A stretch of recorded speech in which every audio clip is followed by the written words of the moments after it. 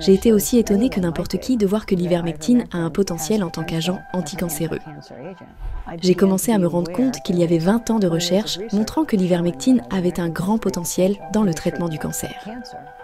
Dans cet épisode, je reçois la chirurgienne cancérologue devenue chercheuse Dr Kathleen Ruddy qui a étudié comment des médicaments reconvertis comme l'ivermectine peut avoir des effets sur les taux de survie face au cancer. Un septuagénaire qui avait perdu 18 kilos en 1 an et demi, qui n'était pas vacciné, il n'arrivait plus à avaler et il ne peut pas vraiment parler. Le patient a commencé à prendre de l'ivermectine et en quelques semaines, il s'est senti nettement mieux. Nous avons fait le scan. Pas de tumeur. Il n'y avait plus de tumeur. Bienvenue à American Thought Leaders. Je suis Yann Yakielek. Dr Kathleen Ruddy, c'est un plaisir de vous recevoir. Merci de me recevoir. Vous êtes très impliqué dans la FLCCC, Alliance pour les soins intensifs des cas de Covid, et vous travaillez également sur l'ivermectine en tant que traitement possible du cancer. Cela peut en étonner plus d'un. L'ivermectine est un médicament très connu pour traiter la cécité des rivières et a sauvé des millions de vies. Nous savons qu'il est efficace pour traiter le Covid-19, en particulier à un stade précoce. De nombreuses études ont été réalisées à ce sujet. Mais vous traitez les cancers. Pourquoi seriez-vous tout d'un coup intéressé par l'ivermectine? C'est la question qui se pose, non? Je dois dire que j'ai également été étonnée d'apprendre que l'ivermectine pouvait être un agent anticancéreux. Je suis chirurgien cancérologue. Nous ne nous occupons pas des parasites, ok? Nous ne travaillons pas avec l'ivermectine. Je ne connaissais même pas ceux qui utilisent l'ivermectine.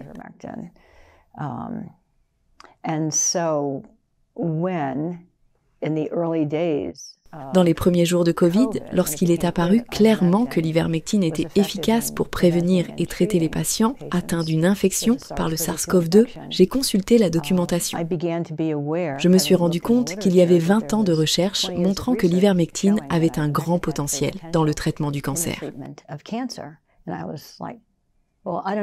Je me suis dit, je ne comprends pas.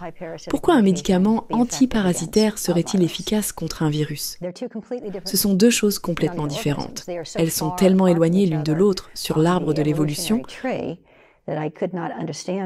que je ne pouvais pas comprendre comment un médicament efficace pour tuer un virus et un parasite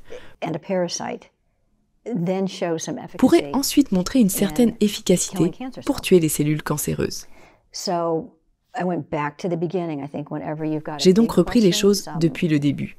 Chaque fois que vous avez une grande question et des informations confuses, reprenez les choses au début et voyez si vous pouvez comprendre le vocabulaire et la science de base. Historiquement, la science fondamentale commence avec Satoshi Omura, qui a creusé un trou dans la terre près d'un terrain de golf au Japon. Tout le monde connaît cette histoire, elle est sur Wikipédia. La question que je me suis posée est « Pourquoi creusait-il dans la terre? Pourquoi chercher un antibiotique dans la terre ?»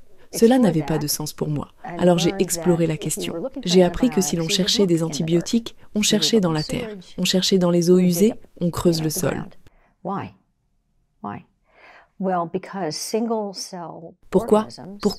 Parce que les organismes unicellulaires, les bactéries, les champignons, les moisissures et les levures fabriquent des antibiotiques. Les antibiotiques peuvent être considérés comme des antivies et ont été décrits il y a plusieurs décennies comme des armes biologiques.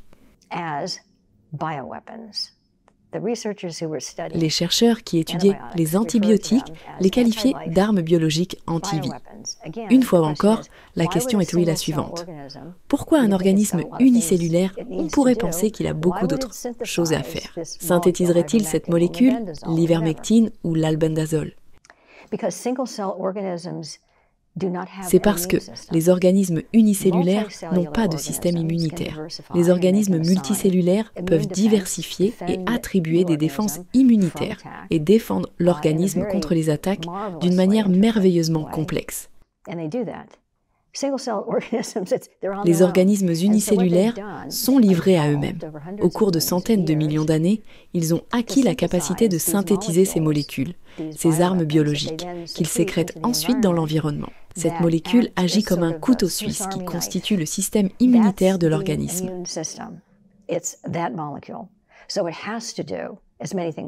C'est cette molécule qui doit faire le plus de choses possible pour préserver l'organisme des prédateurs et lui donner un avantage dans la compétition pour les ressources dans l'environnement. Vous êtes en concurrence avec vos proches et vos voisins, et vous ne voulez pas être mangé ou empoisonné. Sur une période de centaines de millions d'années, on peut supposer que la streptomyce synthétise l'ivermectine. L'ivermectine est ensuite diffusée et devient le système immunitaire de l'environnement de l'organisme. Elle peut tuer les parasites et démanteler les virus. Il existe des preuves scientifiques substantielles de sa capacité à démanteler les virus tumoraux. Nous savons que 15 à 20% des cancers sont causés par des virus tumoraux. Je pense, et je ne suis pas la seule, que la majorité des cancers sont causés par des virus tumoraux qui n'ont pas encore été découverts.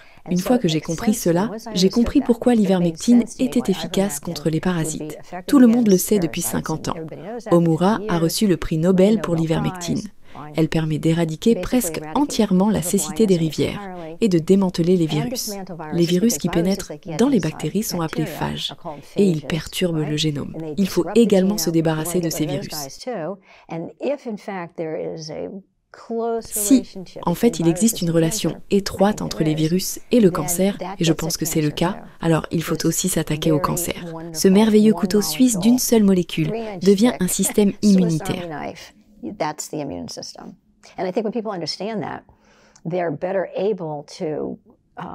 Lorsque les gens comprendront que cet organisme unicellulaire peut faire cela avec cette seule molécule, ils pourront apprendre qu'il est sûr et efficace contre les parasites et sûr et efficace contre le SARS-CoV-2 et une foule d'autres virus.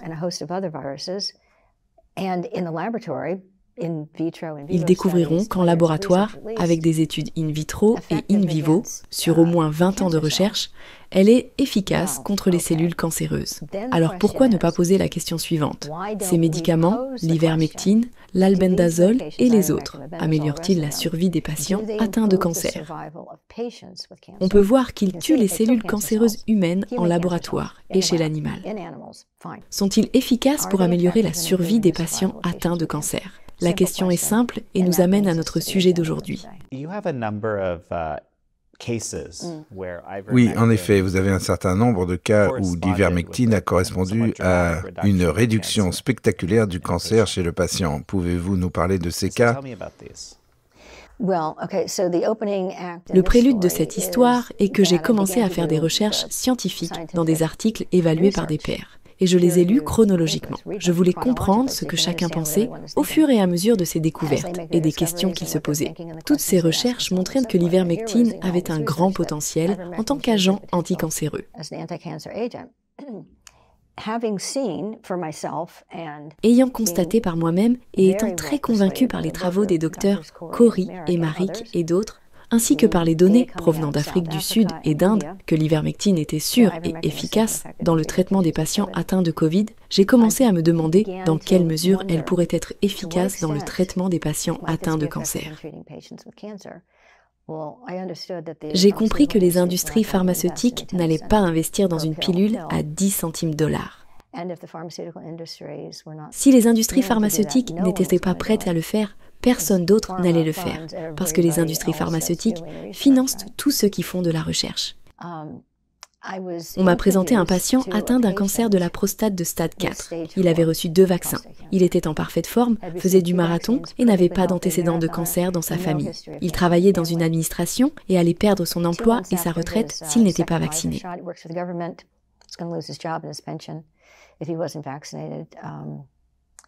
2 mois après sa 2e injection de Pfizer, on lui a diagnostiqué d'un seul coup un cancer de la prostate de stade 4. Il raconte de manière très convaincante et mélodramatique cette période de 24 heures de sa vie.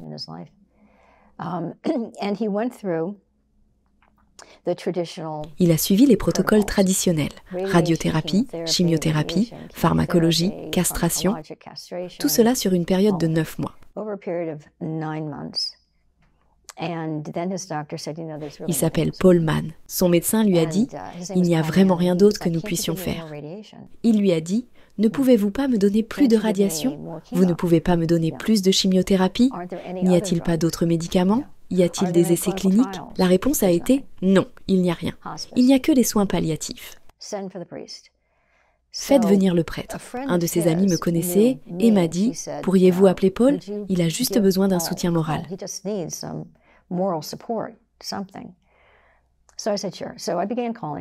Je l'ai appelé et nous nous sommes parlé environ une fois par semaine pendant 3 semaines. Le pauvre homme souffrait et avait un cancer dans 11 os de son corps. Sa jambe droite était complètement enflée et obstruée par une tumeur. Il était très malheureux. Je lui ai dit « Paul, je ne sais pas si cela va vous aider, mais je sais que cela ne va pas vous faire de mal. » Sur la base de mon jugement et de ma compréhension de la littérature scientifique et de tout le travail effectué par les docteurs Corey et Marik, je ne peux pas imaginer que l'ivermectine puisse vous faire du mal.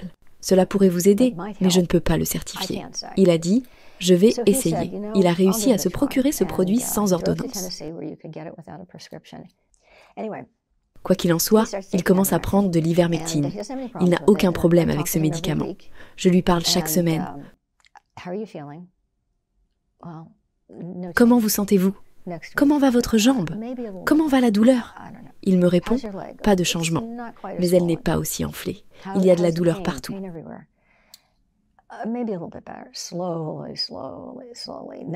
Mais peut-être que ça va un peu mieux. Ce n'est pas forcément pire. Nous arrivons à un rendez-vous de suivi à la clinique 2 mois plus tard. Ils ne s'attendaient pas à le revoir.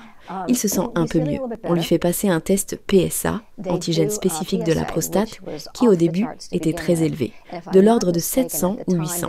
À l'époque, ils lui ont recommandé les soins palliatifs.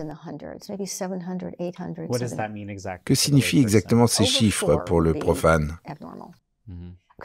Plus de 4 serait anormal. De quoi s'agit-il?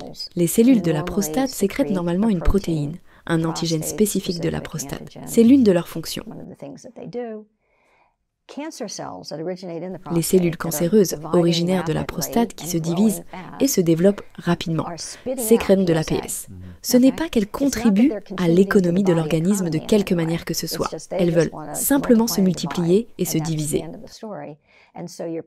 Votre taux de PSA commence à augmenter, ce qui est un marqueur de dépistage. On vous dira, votre taux de PSA était de 4, il est maintenant de 8. Faisons une échographie de la prostate. Le PSA peut donc servir à dépister l'apparition d'une tumeur, mais il peut également être utilisé, en particulier à des niveaux élevés, comme preuve d'un cancer, d'une réaction à un cancer ou d'une récidive d'un cancer. Le sien était censé être de 4, mais il se situe dans les centaines.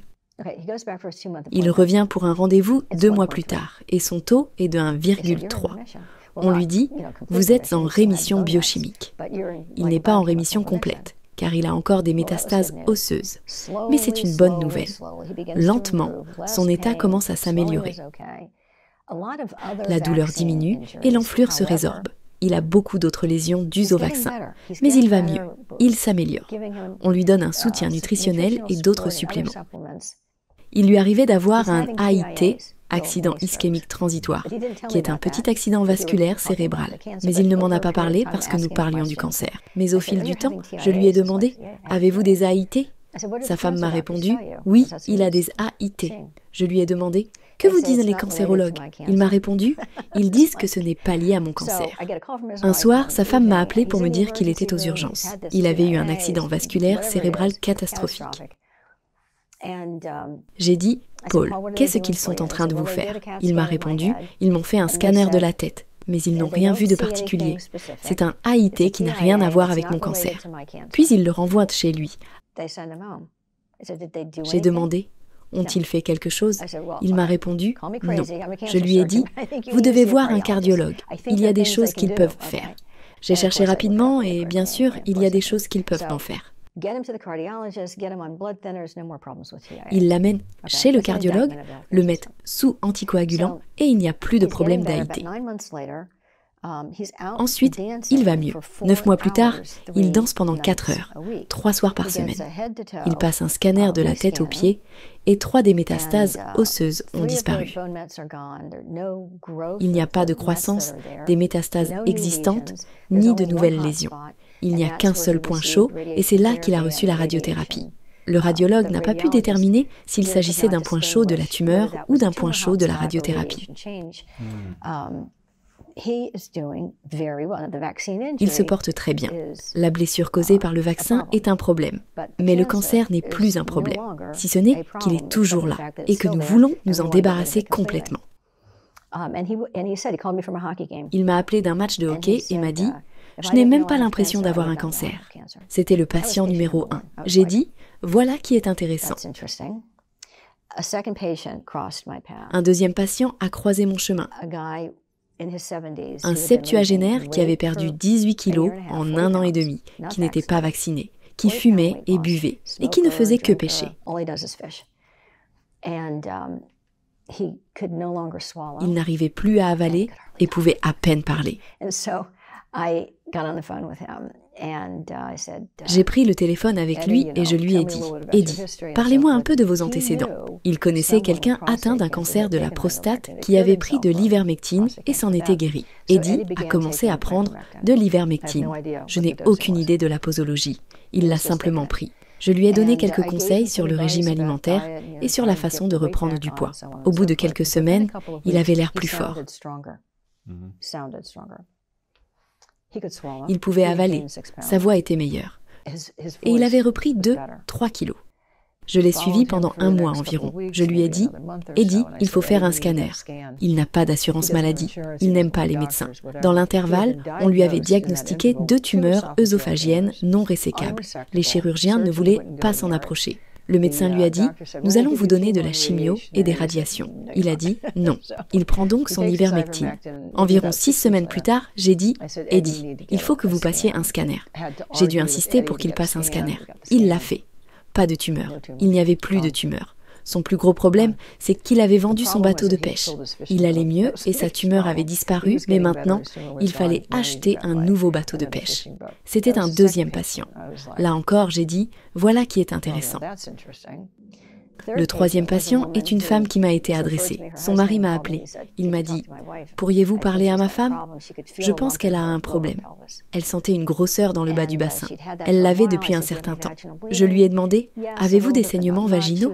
Elle a répondu « Oui, un peu, mais pas beaucoup. » Je lui ai dit que la meilleure chose à faire était d'aller chez le médecin et de passer un scanner. Elle n'aime pas les médecins. Elle n'a pas de couverture médicale. Elle ne veut pas passer de scanner. J'ai réussi à la convaincre de faire au moins une échographie. Elle passe l'échographie. Elle a une tumeur de 6 cm dans le bassin, proche du côlon, de l'ovaire, peut-être de l'utérus, qui sait, mais elle est là. Je lui ai dit, il serait très utile que vous acceptiez au moins de faire une biopsie à l'aiguille, car s'il s'agit d'un cancer, cela fera une différence dans les choix que vous aurez à faire. Non, elle ne veut pas. Je l'ai appelée régulièrement au cours des 2 mois suivants. Elle m'a dit « Je vais bien, pas de problème ». Je lui ai dit « Appelez-moi si vous avez besoin de moi ». C'était en avril ou en mai. Le 23 décembre, son mari m'appelle à 21h30. Son ventre est gonflé. Elle ne peut pas manger. Elle n'émet pas de gaz. Elle n'émet pas de sel. Et son abdomen lui fait mal. J'ai dit, appuyez sur son ventre, ça fait mal. Quand il appuie, ça fait mal. J'ai dit, maintenant, appuyez et lâchez d'un coup. Il a répondu, c'est pire. J'ai dit, emmenez-la aux urgences. Il m'a répondu, nous n'avons pas de couverture maladie, nous n'aimons pas les médecins et nous détestons les hôpitaux. Je lui ai dit, écoutez, elle va se vider les intestins, vous allez l'emmener aux urgences et elle va mourir. Je vous suggère d'y aller maintenant. Il l'emmène aux urgences. Ils font un scanner et découvrent une tumeur de 18 cm. Qui sait autour de quoi elle s'est enroulée? Ils l'ont mise sous intraveineuse et j'ai dit « Laissez-moi parler au médecin des urgences ». J'ai dit « Son état est-il assez stable? Pouvez-vous la réhydrater? est-elle assez stable pour aller à Charlottesville? Je connais des gens à Charlottesville et l'UVA Health a un excellent hôpital là-bas. Voyons si nous pouvons l'emmener à Charlottesville. Le médecin des urgences, j'imagine, était très heureux de l'emmener à l'UVA. Elle est admise la veille de Noël. Ils l'hydratent et la nourrissent. Le chef de l'équipe de chirurgie oncologique, un brillant chirurgien, vient la voir. Il lui dit « Je ne suis pas sûr de pouvoir éséquer ce cancer, mais nous allons vous préparer et voir ce que nous pouvons faire. Si je peux le faire, je le ferai. » Elle a été préparée et prête à partir.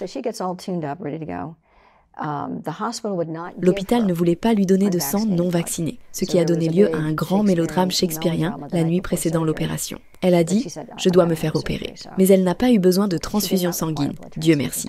Le chirurgien oncologue a été excellent. Il est accompagné d'une équipe vasculaire, d'une équipe gynécologique et d'une équipe urologique, parce que le cancer est enroulé autour de l'urètre et que l'on ne sait pas ce qui se passe avec l'utérus.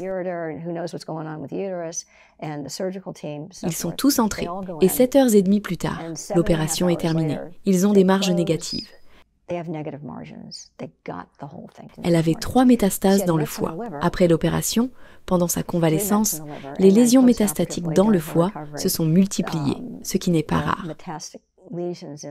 Elle est rentrée chez elle 5 ou 6 jours plus tard, après une période post-opératoire sans incident. Là encore, l'équipe chirurgicale de l'UVA a été excellente. Elle prend sa voiture et retourne chez elle. Bien sûr, les médecins oncologues insistent pour qu'elle subisse une chimiothérapie. Ils la pressent de toutes parts. Ils lui fixent des rendez-vous. Ils lui disent « Voici votre rendez-vous ». Elle leur dit « Non, je rentre chez moi ».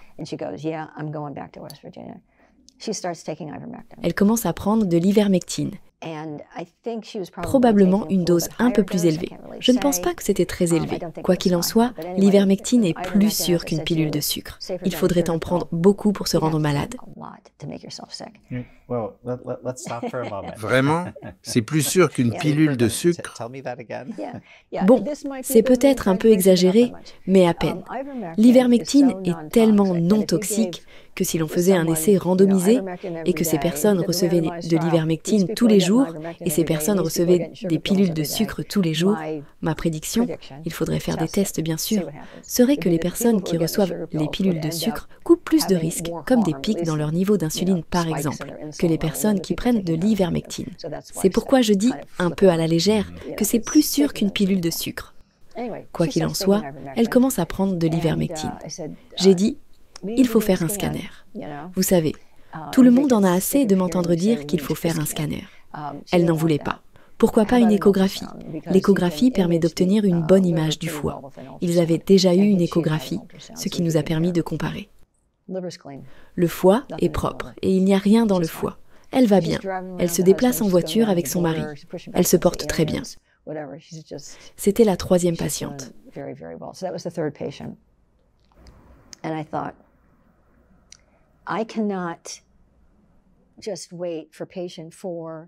Je ne pouvais pas attendre le 4e patient pour voir si l'ivermectine est vraiment efficace. Il faut faire quelque chose. Je me sens obligée de faire quelque chose. Qu'est-ce que cela va être? Qu'est-ce que je vais faire? J'ai dû réfléchir sérieusement, car je n'avais pas les moyens de financer une étude qui coûterait, en moyenne, 6 millions de dollars pour une étude de phase 1 d'un médicament reconverti. Que pouvais-je faire? J'ai alors pensé, je pourrais faire une étude d'observation comme l'étude de Framingham, où l'on identifie une population. Dans l'étude de Framingham, il s'agissait des habitants de Framingham, dans le Massachusetts. Mais dans l'étude d'observation que je propose, il s'agirait des patients atteints de cancer qui ont décidé eux-mêmes d'utiliser l'ivermectine et d'autres médicaments réorientés dans le cadre de leur traitement contre le cancer.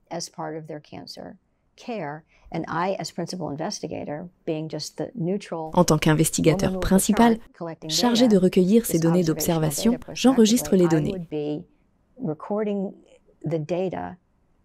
Et cela me permettrait de voir, sur une période donnée, s'il y a un avantage en termes de survie pour les patients atteints de cancer qui prennent de l'ivermectine et d'autres médicaments adaptés, par rapport aux témoins historiques. Lorsque nous disposons de décennies de contrôle historique, nous pouvons analyser les données. Par exemple, quelle est la probabilité qu'une personne atteinte d'un cancer de la prostate de stade 4 et envoyée dans un centre de soins palliatifs connaisse, sur une période de 9 mois, une rémission et une amélioration clinique, comme l'a vécu Paul? La probabilité n'est pas nulle, mais elle s'approche de 0. Quelle est la probabilité qu'un patient atteint d'un cancer de stade 4, qu'un patient atteint d'un cancer de l'œsophage non résécable de stade 3, qu'un patient atteint d'une tumeur de Kuchenberg de 18 cm dans le bassin aient tous des résultats aussi remarquables que vous pourriez attribuer à l'ivermectine? Il semble que ce soit le dénominateur commun. 1 cas, 2 cas, 3 cas. Quelle est la probabilité que cela se produise?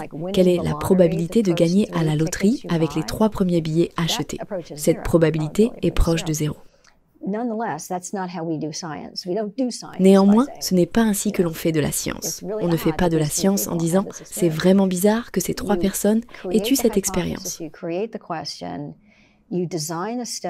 On crée l'hypothèse, on crée la question. On conçoit une étude de manière à pouvoir répondre à la question, à la valider et à s'assurer que les données recueillies sont neutres et vérifiables. Vous pouvez vérifier les données. Quelqu'un d'autre qui n'est pas impliqué dans l'étude est responsable, le biostatisticien, de l'évaluation des données. Vous disposez maintenant des données que vous avez accumulées au fil du temps. Vous les soumettez à un examen par les pairs. Vous passez par toutes ces étapes, puis vous publiez. J'ai eu l'occasion de m'entretenir avec le docteur Marik à ce sujet. Il était très intéressé. Dieu merci, il a estimé qu'il serait très sage d'avoir une étude d'observation multicentrique, comme je l'ai décrit, où vous avez plusieurs co-chercheurs principaux, avec le presse-papier, avec la liste d'éléments de données que nous avons compilés,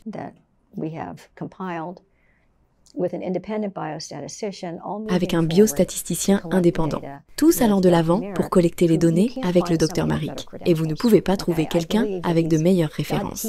Il ne s'attendait probablement pas à faire cela. Mais je pense que Dieu l'a poussé à le faire. Il sera l'investigateur principal de cette vaste étude d'observation multicentrique.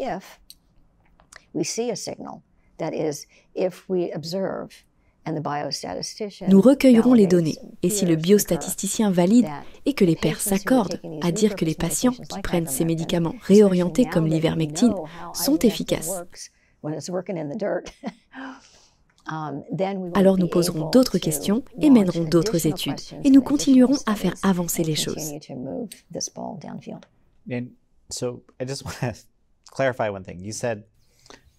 Donc, si je comprends bien, vous n'avez essayé l'ivermectine que 3 fois pour traiter le cancer, et ce sont les 3 résultats. Il faut être clair, je ne l'ai pas essayé. Ce sont des patients qui l'ont essayé et j'en ai discuté avec eux. Ce que vous faites, c'est que vous prenez connaissance des études, vous orientez les patients, vous leur parlez, puis ils décident. L'ivermectine est approuvée par la FDA. Les patients ont choisi de le faire. Je me contentais de les appeler pour savoir comment ils allaient. J'ai appris que leur cancer avait disparu. Mais dans ces 3 cas, le cancer a disparu. C'est un résultat inattendu qui justifierait le type d'étude que vous décrivez. Le lancement officiel vient d'avoir lieu. On m'a beaucoup demandé ces 2 derniers jours. Où sont vos données ? Les chercheurs principaux ne parlent pas de données tant qu'ils n'en ont pas. Ils ne discutent pas des données tant qu'elles n'ont pas été validées par un biostatisticien et examinées par des pairs. Aucun chercheur principal n'irait dire au début de l'étude « nous avons 100 patients ». Non, ce n'est pas ainsi que les études sont menées. Il est impératif d'agir le plus rapidement possible, mais pas de manière irréfléchie. Notre avantage, c'est que les patients que nous voyons aujourd'hui, en particulier ceux qui sont atteints d'un cancer avancé, n'ont pas beaucoup de temps à vivre. Donc, nous n'avons pas besoin de mener une étude sur 20 ans, comme nous devrions le faire pour évaluer un vaccin ou un nouveau médicament. Nous n'avons pas besoin d'attendre 5 ans pour voir la séparation des courbes. S'il y a une séparation basée sur ces médicaments réaffectés, nous n'aurons pas à attendre 5 ans pour la voir. Nous mènerons l'étude pendant au moins 5 ans. J'imagine qu'elle ne sera pas limitée dans le temps. Pourquoi ne pas faire ce que Framingham a fait? Framingham n'a pas interrompu l'étude. Framingham poursuit ses travaux depuis des décennies. Pourquoi ne pas laisser les études ouvertes et voir jusqu'où l'on peut aller avec cela?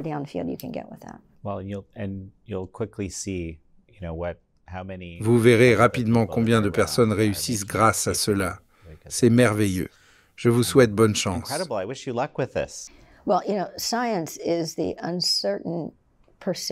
La science est la poursuite incertaine de l'inconnu.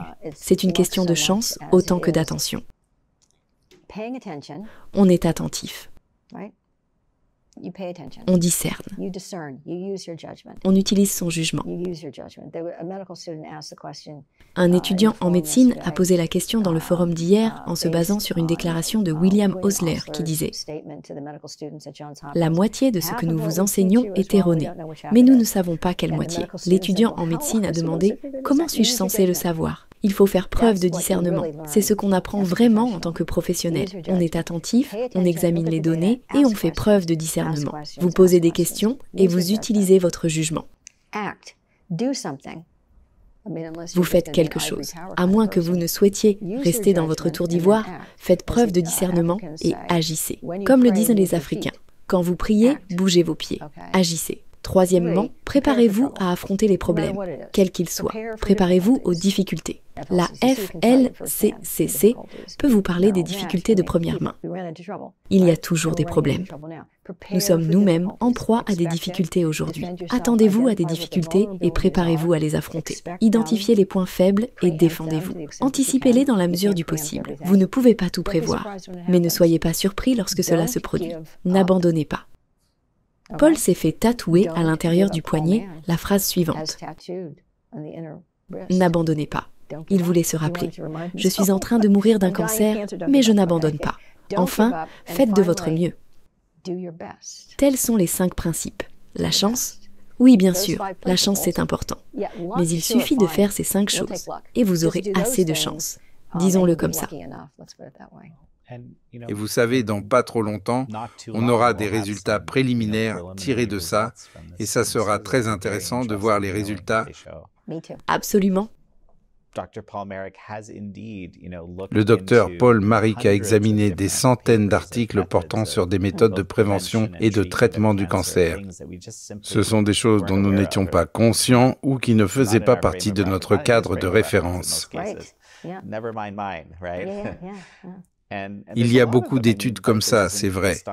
Il y a cette incroyable étude sur la vitamine D dont on a parlé avec lui, et il disait que c'était l'une de ses découvertes les plus importantes. Il a fait cette découverte, mais qui aurait cru que la vitamine D était aussi efficace pour beaucoup d'autres choses.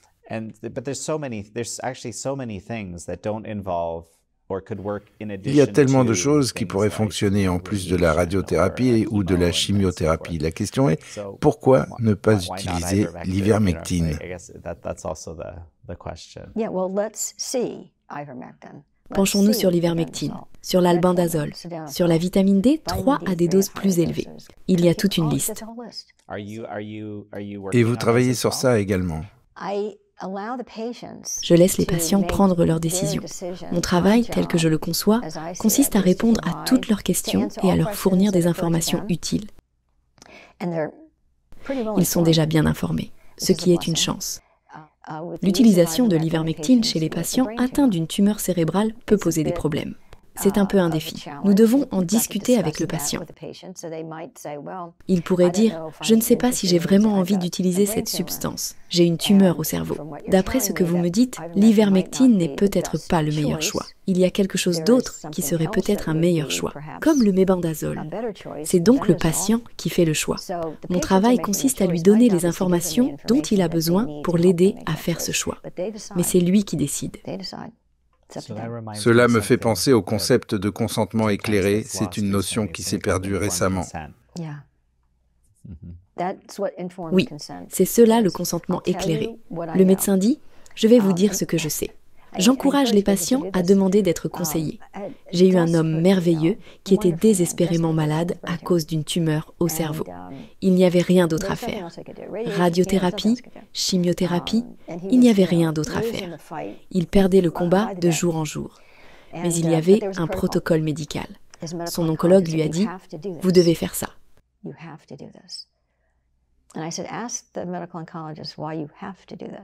J'ai dit « Demandez à votre oncologue de vous dire pourquoi vous devriez faire ça.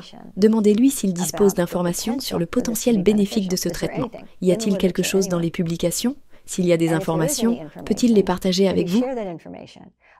Le médecin lui a alors répondu « 40% des patients ont abandonné l'essai, 2% des patients ont eu un effet secondaire catastrophique et personne n'a vécu plus longtemps. Mais vous devez quand même participer à cet essai, vous devez signer. » C'est ce qui s'est passé pendant la conversation. Le patient a dit « Vous ne pouvez pas me dire si l'essai est bénéfique. Vous n'êtes pas libre de me dire quelles pourraient être les complications préliminaires et il faut que je signe ce consentement. Vous avez 2 pages de complications ici, mais vous n'en discutez pas avec moi. Mais vous me dites que je dois le faire et que c'est le seul choix. » Le patient a dit « Non, merci. Chaque patient devrait bénéficier d'un consentement éclairé et complet. »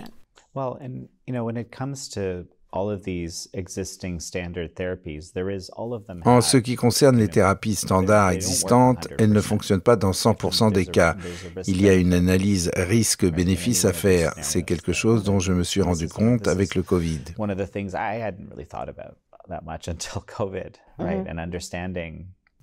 Et il faut comprendre que c'est le calcul qu'on doit faire pour chaque maladie et se pencher sur la question des effets secondaires. C'est pourquoi chaque médecin doit examiner chaque patient individuellement et se poser la question suivante. Quel est l'intérêt de ce traitement pour vous? Quels sont les risques possibles? En fin de compte, c'est à vous de décider si ce traitement vous convient. Absolument. Certains patients peuvent dire « Ajoutez-moi à l'étude ». Si ça me tue, je fournirai peut-être des informations utiles à la science. Très bien. D'autres patients diront « J'en ai assez. D'accord, j'en ai assez. Je suis en train de mourir. Si vous ne pouvez pas me le dire, moi je vais vous le dire. Je suis en train de mourir. Je rentre chez moi. Faites en sorte que je me sente bien chez moi, s'il vous plaît. Ce sont des histoires de patients. » Dans certains cas, le médecin dira « Cela semble être la seule option raisonnable.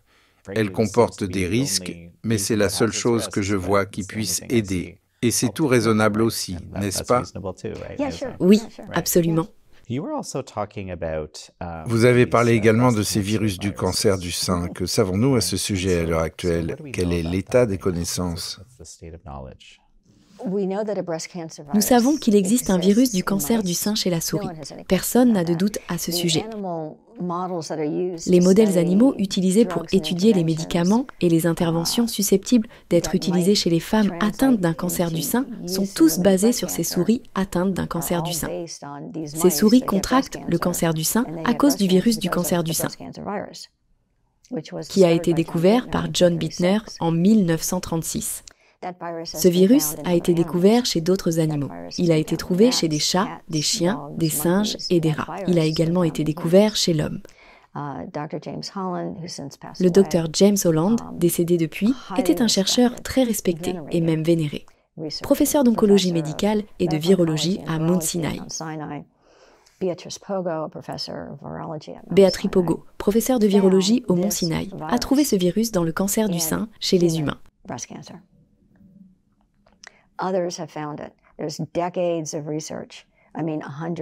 D'autres l'ont trouvé aussi. Il y a 100 ans de recherche sur ce virus du cancer du sein. Avant l'adoption de la loi sur le cancer de 1971 aux États-Unis, des auditions ont eu lieu au Sénat. Lors de cette audition, le docteur Holland a parlé du virus du cancer du sein. C'était il y a 50 ans. D'autres chercheurs parlaient de virus tumoraux également. Le NCI, National Cancer Institute, finance la recherche sur la base de sections d'études. L'une des plus grandes sections d'études du NCI pendant peut-être 10 à 20 ans, avant la rédaction de la loi nationale sur le cancer, était consacrée aux virus tumoraux. leucémie, lymphome, SV40 et virus du cancer du sein.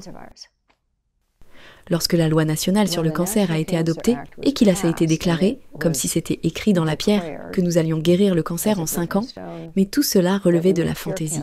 C'était le fait d'une femme diplômée d'histoire de l'art. Elle a persuadé Nixon qui, à l'époque, avait besoin d'un moyen de sortir d'une image publique qui se détériorait. La guerre du Vietnam lui valait une mauvaise presse. Ils lui ont dit « Créons la guerre contre le cancer ». Qu'en pensez-vous? Nous remplacerons la guerre du Vietnam par une guerre contre le cancer. Et nous guérirons le cancer en 5 ans. Tout le monde serait ravi. Nous n'avons pas besoin de savoir d'où vient le cancer, disait-il. Toutes les recherches sur les virus tumoraux ont été interrompues. C'était la fin de l'histoire du virus du cancer du sein. Je l'ignorais totalement. J'avais fait mon stage au Memorial Sloan Kettering et je n'avais jamais entendu parler du virus du cancer du sein. J'en ai entendu parler parce que le docteur Holland avait publié un article et l'avait présenté à la conférence sur le cancer du sein de San Antonio en décembre 2006. Je me suis dit, quoi? Il existe un virus du cancer du sein? L'histoire était si fascinante que j'ai écrit un livre sur le sujet. J'ai ensuite essayé de sensibiliser la fondation Susan G. Komen pour le cancer du sein, le Dr Susan Love Fund pour la recherche sur le sein, l'American Cancer Society, mais personne ne s'intéressait au virus du cancer du sein. Pourquoi? Ils disaient « Le cancer, nous le traitons. Nous avons des mammographies de dépistage. Nous le détectons à un stade précoce et nous avons l'arimidex et l'herceptin. Mais vous savez, on sait que le HPV, papillomavirus humain, est à l'origine du cancer du col de l'utérus. Mettons au point un vaccin contre ce virus. S'il n'y a plus de virus, le cancer du col de l'utérus n'apparaît pas. John Bittner l'a démontré avec le virus du cancer du sein. Au cours des 20 dernières années, la recherche sur le virus du cancer du sein a progressé malgré une énorme opposition. L'une des grandes bénédictions de cette catastrophe mondiale qu'a été le Covid sera peut-être une meilleure compréhension de l'ivermectine et des médicaments réaffectés, ainsi que de leur mode et de leur raison d'être. Étant donné que l'on m'a demandé de partager mes réflexions à ce sujet de temps en temps, j'ai l'occasion de parler du virus du cancer du sein. Voyons si nous pouvons raviver l'intérêt pour cette question, car s'il est vrai qu'un virus est à l'origine du cancer du sein chez les femmes, nous devons savoir ce qu'il faut faire. Je ne suis pas en train de parler d'un autre anticorps monoclonal. C'est fascinant et ça fait un livre de plus pour moi à lire. Donc, combien d'autres molécules ont été identifiées comme étant des systèmes immunitaires dans une molécule comme vous les décrivez?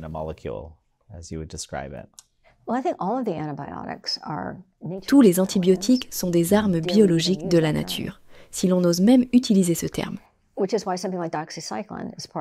C'est pourquoi la doxycycline fait partie d'un protocole.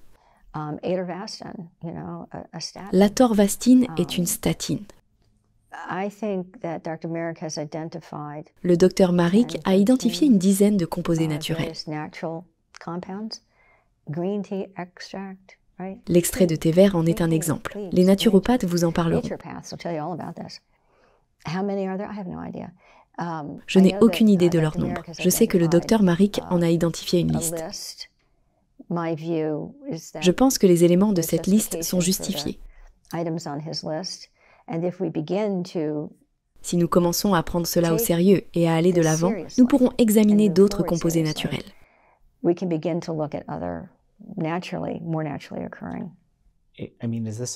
S'agit-il d'une nouvelle sous-branche de la médecine que nous lançons ici? Non, il s'agit d'une rénovation d'une ancienne branche de la médecine appelée cancérologie. De temps en temps, il faut savoir rénover. Avez-vous déjà rénové une cuisine? On peut démolir la maison jusqu'aux fondations, mais il n'est pas nécessaire de la brûler. Il y a tant de personnes intelligentes, brillantes et merveilleuses qui ont contribué à ce vaste ensemble de connaissances. Nous devons rénover. Le toit fuit, les fenêtres ne sont pas parfaites et le sol s'enfonce. Un gros travail nous attend. Je pense que nous pouvons rénover notre approche du cancer. Je vais probablement m'attirer les foudres, mais préparez-vous à avoir des ennuis, n'est-ce pas? C'est le 3e point de la liste, se préparer au problème. Mais voici ce que j'ai à dire. Il est possible que les principes de l'oncologie médicale, basés sur la chimiothérapie cytotoxique, cèdent la place à une nouvelle approche. Cette nouvelle approche n'est pas une thérapie ciblée. La thérapie ciblée actuelle ne vise pas réellement la tumeur. L'Herceptin cible les cellules cancéreuses qui expriment HR2-neu, mais il cible aussi le cœur. Il cible d'autres organes. Cette rénovation ciblera véritablement le cancer et les voies métaboliques du cancer, laissant le reste de l'organisme tranquille, en renforçant le système immunitaire. Comme je l'ai dit plus tôt aujourd'hui, c'est quelque chose que nous allons faire. Je ne veux pas exagérer, mais c'est peut-être ce qui va se passer.